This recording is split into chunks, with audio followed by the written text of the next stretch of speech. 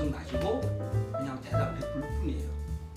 우리 경험으로 얘기해 주시고 저는 하나님 말씀과 또 굳이 조금 더 표현한다면 신학적인 관점에서 문제들을 조금 피력하도록 하겠습니다. 믿음은 상황을 변화시키는 것이 믿음이기도 하지만 상황이 변화되지 않을 때 내 영적 상태를 지켜주는 게 믿음이라는 것입니다. 그래서 믿음의 사람이라면은 상황을 변화시키는 힘만 있는 것이 아니라 상황이 변하지 않더라도 흔들리지 않고 하나님을 신뢰할 수 있는 것. 그게 믿음의 사람이라고. 믿음은 위기를 당할 때 뭔가 믿지 않는 사람하고 다른 자세를 가질 수 있도록 해준다. 그 다음에 믿음은 위기를 당할 때 상황을 변화시킬 수 있는, 기적적으로 변화시킬 수 있는 힘이 있다. 그 다음에 세 번째는 믿음은 상황이 변하지 않을 때 여전히 영적인 상태를 유지할 수 있는 그런 힘이 있다.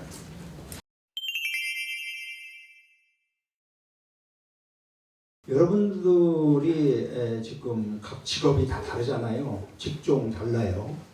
다 다른데 하나님께서 주신 이 일터를 어떻게 인식하고 있습니까? 중요한 핵심이 뭐냐면은 내가 일하도록 맡겨주신 것은 하나님의 콜링이다. 소명이다. 이 의식이 뚜렷해야 된다고 생각합니다. 소명을 받은 자는 어떻게 해야 되는가요? 우린 청직이 아니에요. 그러면 5달란트 받은 청지기처럼 많은 걸 증대시켜야 된다고 생각합니다. 비즈니스 차원에서. 그러면 내가 지금 가지고 있는 기업, 이것을 잘 성장시켜야 돼요. 이것은 나는 명령이라고 생각합니다. 이걸 해도 내 거니까 해도 좋고 안 해도 좋고가 아니고 하나님께서 내가 어떤 일을 주었던지 간에 이것을 무한 성장을 시켜야 될 그런 임무를 받았다. 이거 투척해야 돼요. 어디다가 여러분들 지금 초점을 맞추냐가 문제예요. 직원들 하나하나 보면은 너무나 안타까워요. 그렇죠? 그럼 어떻게 해고하지? 안타깝지만 이 기업을 위해서는 어쩔 수 없는 선택이라는 거예요. 좀 더 생각해보고 그 사람을 사랑하는 마음으로 하고 정면 대응을 해야 돼요. 밑에 간부들한테 시켜가지고 해야 그분 적당히 좋게 얘기해가지고 이제 나오지 말라고 그래. 절대 안 됩니다. 면담을 해야 돼요. 직접. 어려운 일은 오너가 해야 돼요. 어려운 일은 오너가 해야 돼요. 쉬운 일은 밑에 시켜야 돼요. 그래서 제가 한 방법입니다. 제가 뭐 많은 정원들도 많이 해고를 하고 구조조정 할 수밖에 없죠. 그래서 뭐 노사 분기도 일어나고 있는데 간부들을 이렇게 정리해야 될 차례가 왔어요. 근데 2분의 1을 감축해야 돼요. 여러 번 회의를 했습니다. 야, 우리 회사 현실인데 너희 어떻게 생각하냐? 한 번 해가지고 안 됩니다. 여러 번 회의를 했어요. 이건 살 길이 없지 않느냐? 그러니까요, 어떤 친구가 딱 손들더니 사장님, 제가 우리 밑에 애들 이렇게 데리고 나가겠습니다. 저도요. 제가 그래서 눈물을 흘렸습니다. 물론 회사가 크니까 그 사람들 뭐 하청일도 주고 해서 살려줬지만 그게 그런 컨센서스가 이루어져야 돼요. 그 사람 입에서 사람이 어쩔 수 없죠. 어떻게 하겠습니까? 저희가 이거 줄여야죠. 회사가 살아야죠. 이 얘기가 나올 정도로 진정성을 가지고 여러분들이 접근해야 돼요. 크리스찬은 뭐가 달라야 되냐? 똑같아요. 결과는 똑같지만은 그 문제를 풀어갈 때 자세에서 그리스도의 다른 모습이 좀 나타났으면 좋겠다는 거죠. 정말 그 안타까운 마음, 그리고 좀 이렇게 겸손한 자세, 그리고 정말 그 사람들을 배려하는 마음, 이런 것들이 있죠. 그런 것들을 가지고 대해주는 거. 그러니까 결과는 똑같더라도 어떤 자세로 하고 어떤 과정을 통해서 하느냐에 따라서 결과가 같더라도 받는 사람들은 훨씬 다르게 받아들일 수 있다는 거죠.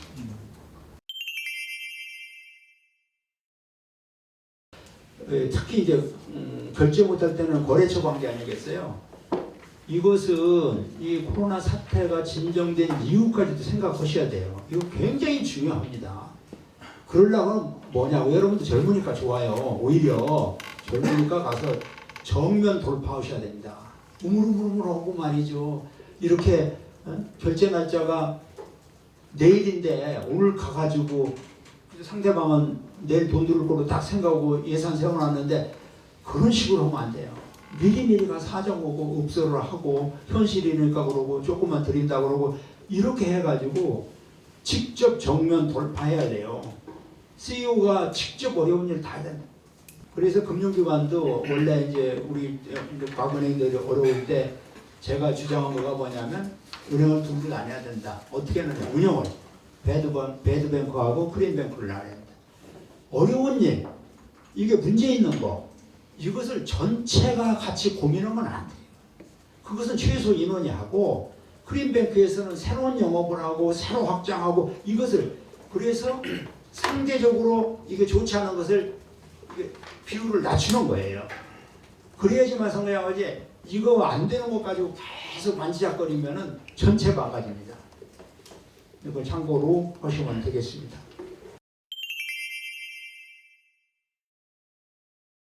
사도행전 입장에 사도 바울이 에베소 교회 장로님들하고 얘기를 하는 과정에서 그런 얘기를 합니다. 다만 내가 아는 것은 성령이 내게 일러주신 것뿐인데 어느 도시에서든지 투옥과 환란이 나를 기다리고 있다는 것입니다. 이렇게 얘기합니다. 자기의 미래에 대해서 아주 부정적인 전망을 합니다. 나중에 여기 뒤에 보게 되면은 저기 30절에 보게 되면은 에베소 교회를 향해서도 아주 부정적인 얘기를 합니다. 바로 내가 떠난 뒤에 사나운 이들이 여러분 가운데 들어와서 양떼를 마구 헤아리라는 것을 나는 압니다. 제가 이거 보면서 이 전망이 아주 부정적인데 그거에 대해서 그대로 부정적인 전망을 그냥 그대로 받아들이는 거죠. 이렇게 하지 않았어요. 하나님이 함께 하시기 때문에 내가 환난 당하지 않도록 하나님께서 지켜주실 거다. 이런 얘기 하지 않아요. 그리고 하나님이 이 교회와 함께 하기 때문에 이 교회를 사나운 이리떼들이 들어와서 해치지 못하도록 지켜주실 것입니다. 이런 얘기를 하지 않았다. 포인트는 뭐냐면은 전망이 부정적일 때 그것을 믿음에 있는 사람들은 자꾸 이거를 좀 이렇게 긍정적으로 바꾸려고 애를 써. 하나님이 함께 이런 식으로. 근데 그러지 말라는 거죠. 사도 바울이 전망이 부정적일 때 믿음으로 그걸 긍정적으로 바꾸지 않았다는 거. 우리가 경제 위기의 부정적인 보면은 그거를 현실적으로 다 이렇게 해가지고서 부정적이면 그걸 그대로 받아들여요. 그걸 자꾸 믿음으로 어떻게 믿음은 상황을 긍정적으로 이렇게 둔갑시키는 게 믿음이 아니라는 거죠. 오히려 그것을 그대로 수용하는 게 믿음이에요. 다만 그다음에 거기서 끝나는 게 아니라 여기 사도 바울이 그렇게 얘기해놓고 환란이 기다린다고 해놓고 그러나 내가 나의 달려갈 길을 다 달리고 주 예수께 받은 사명 곧 하나님의 은혜 복음을 증언하는 일 하는데 내 목숨이 하나도 아깝지 않게 생각합니다. 그렇게 얘기했다라는 거죠. 그러니까 어려운 일은 분명히 기다리고 있는데 나는 원래 하나님이 나를 부르신 대로 나는 그거를 그대로 감당해가지고 심지어는 투옥이나 환란 정도가 아니라 순교도 하겠다라는 거죠. 이게 믿음이 있는 사람들의 자세라고. 그 자세를 제일 잘 표현한 게 이제 다니엘의 세 친구죠. 하나님이 함께 하시면은 푸른 풀에서 하나님이 건져내실 겁니다. 그것도 믿음이에요. 근데 그게 아니하실지라도 안 그래도 나는 하겠다라는. 그러니까 전망이 안 좋을 때 그 전망을 억지로 믿음으로 막 이렇게 장밋빛으로 만들지 말라는 거죠. 그 상황에서 그대로 내 사명을 하겠다라는 자세를 갖는 거예요. 결국은 마지막에 믿음으로 그 상황 속에서 결단을 하고 말씀이 붙들어주기를 기대하는 것.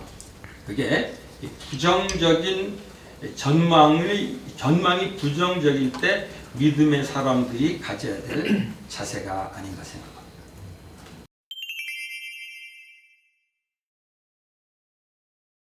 여러분들 그 포노 사피엔스라는 그 영상이나 보신 일 있습니까? 오늘 가시면은 꼭 보세요. 포노사 PHONO 포노 사피엔스 거의 50분 정도 영상이 나오는데요. 너무나 충격적입니다. 신인류의 포노라는 건 핸드폰인데 핸드폰이 나의 일부, 나의 일부로 생각하는 시대라는 거예요. 인류라는 거예요. 포노 사피엔스라는 거가. 여러분들 전부 다 포노 사피엔스가 안 되면 앞으로 아무것도 할 수가 없어요. 나이 들었다고 생각하지 마세요. 우리 자신들이 전부 포노 사피엔스가 돼요. 또 시대가 어떻게 간다는 것을 계속 공부해야 돼요. 제가 제 예를 들면은 어떻게 여러분들이 지식이나 상식이나 이런 것을 이렇게 입력할 수 있습니까? 어떤 방법으로 하십니까, 여러분들? 책을 본다든지 무슨 전문지를 본다든지 또 강연을 듣는다 하겠죠. 저는 세리CEO라는 SERI 세리CEO라는 삼성경제연구소에서 하는 그런 거 있어요. 여기 뭐 가입하신 분도 있는지 모르지만은 원래 그 이병철 회장께서 하루에 책 한두 권 보셨대요. 이거 어떻게 보셨나? 그랬더니 그 삼성그룹 내에서 유능한 직원들한테 세계 각지에서 그 신간 서적들을 전부 다 보고 그 다음에 몇 장으로 썸머리하고 얘는 동양방송에 삼성 거예요. 그 동양방송 아나운서가 그걸 전부 다 녹음을 해서 그래가지고 카세트 테이프에 넣어가지고 들으셨다는 거예요. 그래서 그 다음에 삼성경제에서 세리CEO라는 것을 만들었어요. 그래가지고 그런 식으로 해가지고 간부들한테 임원들한테 전부 다 이걸 이제 시대를 앞서가는 거죠. 그것을 19년 전에 전부 다 오픈했습니다. 제가 19년 전부터 그걸 듣고 있어요. 하루에 4편씩 옵니다. 월요일부터 금요일까지. 그리고 한 달에 한 번씩 모아가지고 1시간짜리 세미나하고. 그러면 세상이 지금 어디로, 그거 알아야 되는 거 아니에요? 트렌드를? 세상이 지금 어디로 가고 있지? 경제뿐만 아니고 정치뿐만 아니고 모든 각국, 미국은 어떻고 인도는 어떻고 베트남은 어떻고 중국은 어떻고 모든 부분, 유럽은 이유는 어떻고 모든 장르에 걸쳐서 문화, 예술, 영화, 음악 모든 에 벌써 하루에 4편씩 와요. 제가 지금 천원에 농사 짓고 있지만 매일 그거 봅니다. 매일 아침 일어나서 제일 먼저 제가 7, 8분짜리예요. 한 편이. 그게 책 한 권입니다. 여러분들 아무리 두꺼운 책 봐보세요. 거기서 여기다 메모하고 이렇게 키워드 몇 개나 되겠어요. 계속 공부하셔야 돼요, 여러분들. 그래서 나이가 들더라도 이게 옛날 지금 세대하고는 달라. 밀레니얼 세대하고는 달라. 이런 얘기 하면 안 됩니다. 지금. 기업 오너는 계속 신선한 그런 앞서가는 그런 거가 여러분 나이 젊으니까 더 말할 것도 없지만 그런 감각을 가져야 된다.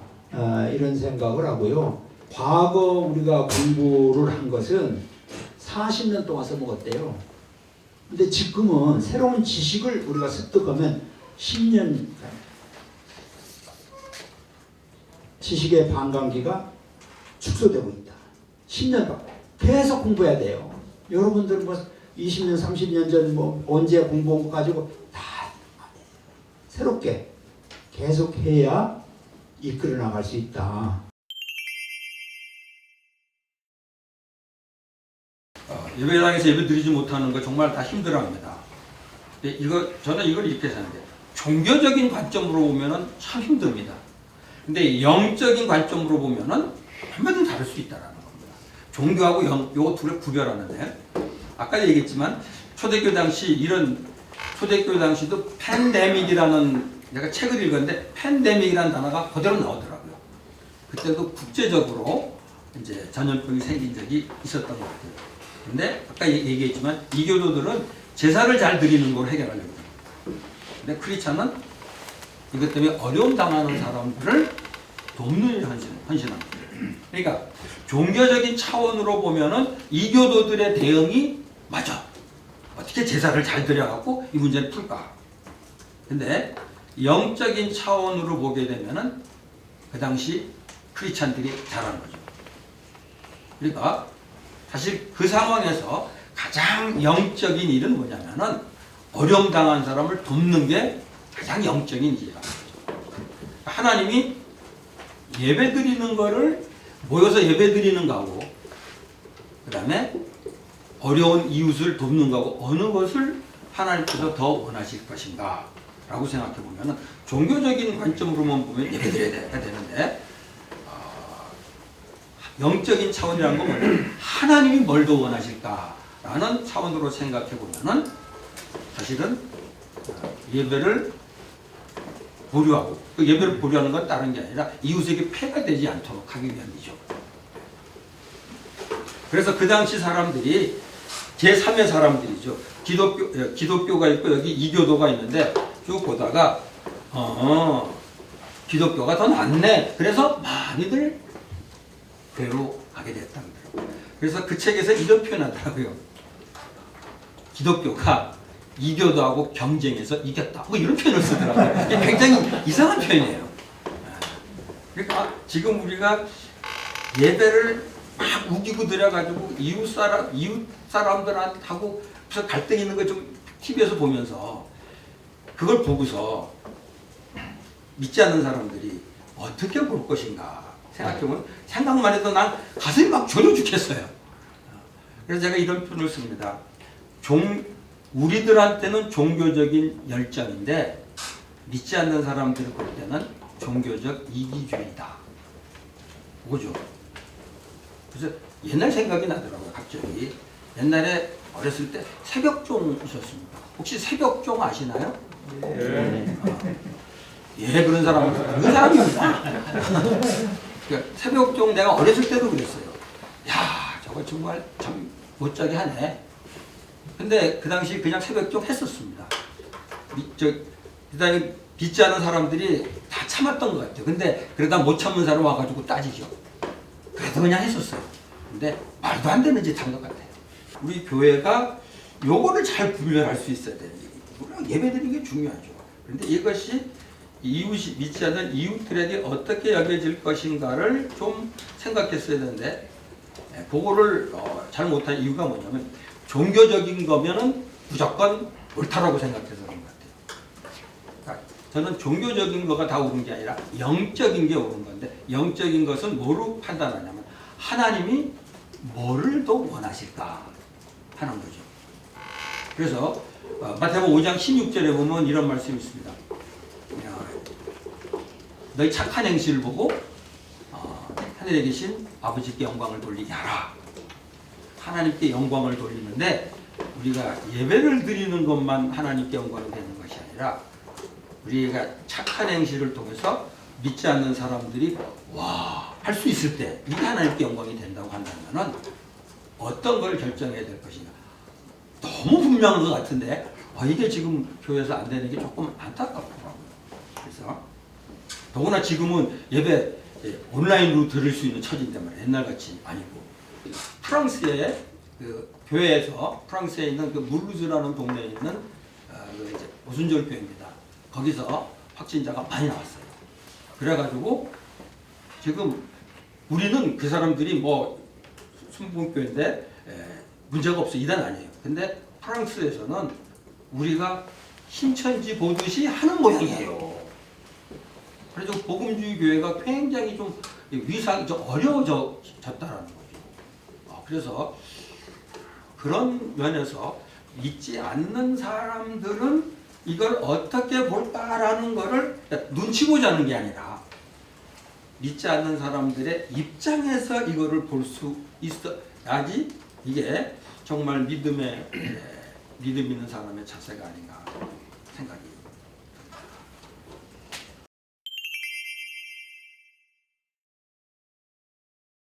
우리가 어떻게 받아들이느냐 하는 거가 더 중요할 거라고 생각합니다. 그런데 과거에도 숱한 이런 것들이 있어요. 아까 말씀대로 1차 옷이었고 2차 옷이었고 뭐 또 IMF 사태라든지 그때마다 우리가 조금 불완전했던 거가 다 방비가 됐어요. 단단해졌습니다. 그리고 후퇴하는 것이 아니라 1년을 후퇴하다가 다시 앞으로 계속 전진했어요. 저는 코로나 바이러스도 마찬가지라고 생각합니다. 제가요, 가장 큰 위기는 뭐니 해도 IMF 사태입니다. 여러분들이 이제 젊은 분들은 기억이 안 될는지 모르지만은 그때는 엄청났습니다. 대한민국이 완전히 뒤집혔습니다. 예. 야, 그런데 그때 대한민국의 현실이 어땠느냐? 몇 가지 용어에 대마불사라는 말이 있었어요. 기업이 무한정 차입금을 많이 끌어들여 가지고 기업을 막 자꾸 인수하고 해가지고 키워. 그러면은 못 죽인다. 이거 하나 쓰러지면 대한민국 경제가 망하는데 어떻게 쓰러뜨려? 대마불사. 너도 나도 키웠어요. 차입금에 의해서. 그러니까 차입금 부채 비율이 몇천 프로 되고 막 이랬습니다. 부끄럽지 않았어요. 첫째 그랬어요. 두 번째는 뭐냐면 금융기관은 안 망해. 은행이 어떻게 망해? 은행이 망하면 대한민국이 망하게? 금융기관이 망하지 않는다고 다 생각을 했어요. 그리고 세 번째는 뭐냐면 엄청난 부조리가 많이 있었어요. 관행적인 부조리가 굉장히 많았습니다. IMF가 왔어요. 그 뒤로 어떻게 됐을 것 같습니까? 이 세 가지가 다 해결됐어요.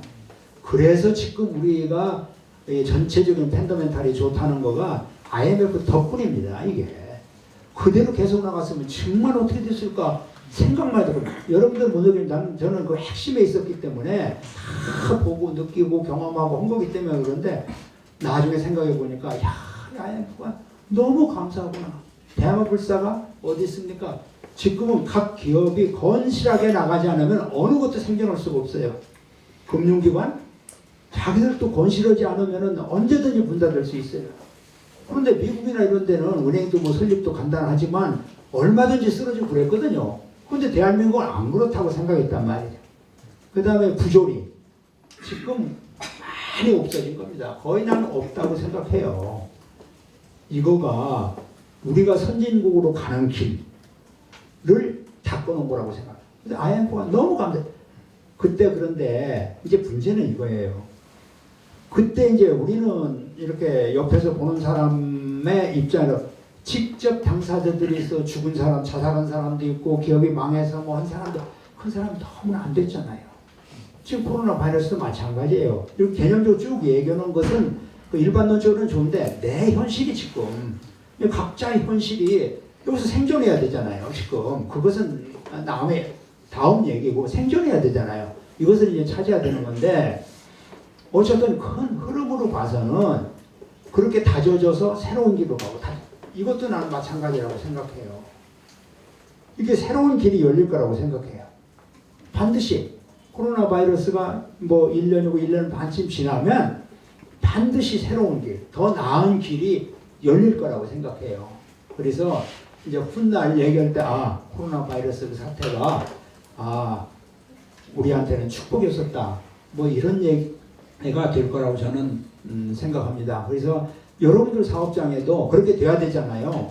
그걸 위해서 저도 기도드리겠습니다. 사도행전 8장 1절 4절이 아주 도움이 되는데 사도행전 8장 1절 4절 여러분 잘 아는 말씀입니다. 8장 1절에 뭐가 나오냐? 예루살렘에 핍박이 나서 성도들이 다 흩어졌어요. 지금 참 예배 드리고 있는데 핍박이 나갖고 다 흩어졌습니다. 근데 4절에 보면은 흩어진 사람들이 두루다니며 복음을 전했다고 합니다. 이게 핍박 덕분에 복음이 전해졌다라는 거죠. 그래서 이게 때문에하고 덕분에가 이게 굉장히 다르다는 걸 느꼈어요.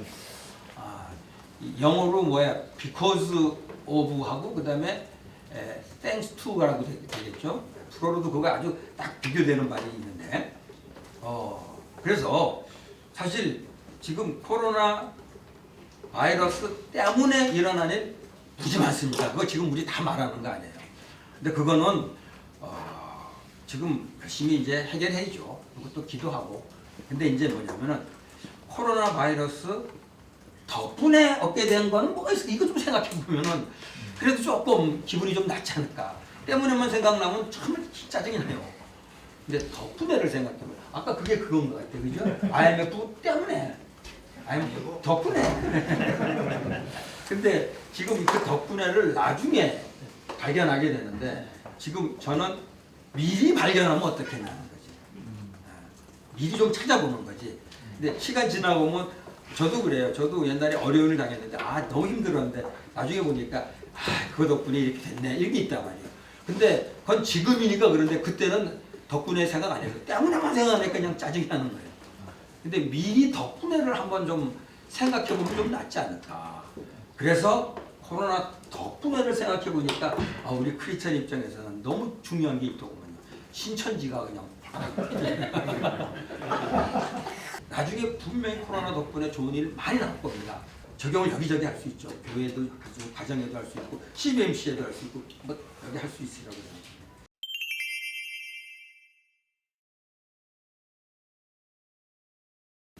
사람의 인격에 원숙한 인격을 가진 사람은 어떤 사람에 대해 내 나름대로 생각은 5가지가 있습니다. 우선 첫째는 사람이 긍정적이어야 된다. 그리고 창조성이 있어야 된다.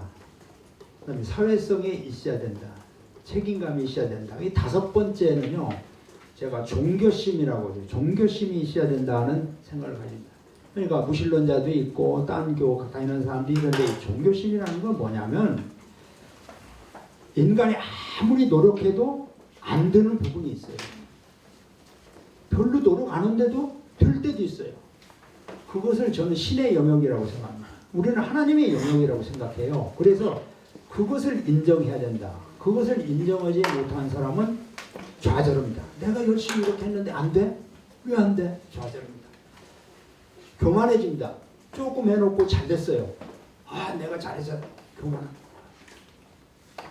그래서 이번 기회에 우리는 하나님 앞에 겸손해질 수 있다고 생각합니다. 지금 아까 목사님 여러 훌륭한 사람들 말씀하신 것처럼 하나님 앞에 인간이 너무 무력하다. 겸손해지는 거예요. 이게 저는 그런 생각을 합니다. 2번째는 감사합니다. 지금 여러분이 그런 말씀을 하셨는데 지금 마스크 쓰고 한다는 게 얼마나 불편한 일입니까? 그냥 벗고 말하고 사람 만나고 한다는 거 아주 일상적인 건데 그런 거에 대해서 우리는 감사를 못 느꼈어요. 그래서 이번에 이 사태를 보면서 저희는 정말 한없이 하나님 앞에 겸손해야 된다. 물론 사람 앞에 겸손해야 되지만 그 다음에 모든 일상을 우리가 감사해야 된다. 마지막에 이제 몇 가지 말씀드리고 싶은 것은 여러분들 삶을 조금 단조롭게 가지실 필요가 있어요. 사업하고 가정하고 신앙생활 이 3축이 견고하게 섰으면 좋겠다는 생각. 젊었을 때는 자유분방하잖아요. 바쁘게 사는데 따지고 보면은 별것도 아니에요. 그런데다 너무 시간을 보내지 말고 첫째가 사업입니다. 가정도 사업이 잘 돼야 가정 잘 되는 거고 사업이 잘 돼야 교회 가서 봉사나 헌신도 잘하는 거지. 첫째가 사업가는 사업이에요. 이렇게 집중해가지고 하시면은 집중과 저는 2가지 용어를 쓰는데 집중과 열정입니다. 집중하면은요 천재성이 발휘하게 돼 있어요. 여러 가지 그렇잖아요. 그 업에 대한 기쁜 거, 또 우리가 납품한다 그러면 납품업체에 대한 국내 동업자, 그 다음에 해외 동업자라든지 내가 납품 받는 데라든지 이렇게 십자축을 그리면서 이거 중간에 있는 것은 이제 우리의 기술 수준이라든지 우리 직원들의 능력이라든지 여러 가지 있겠죠. 이걸 축을 놓고요 깊이 집중해 보세요.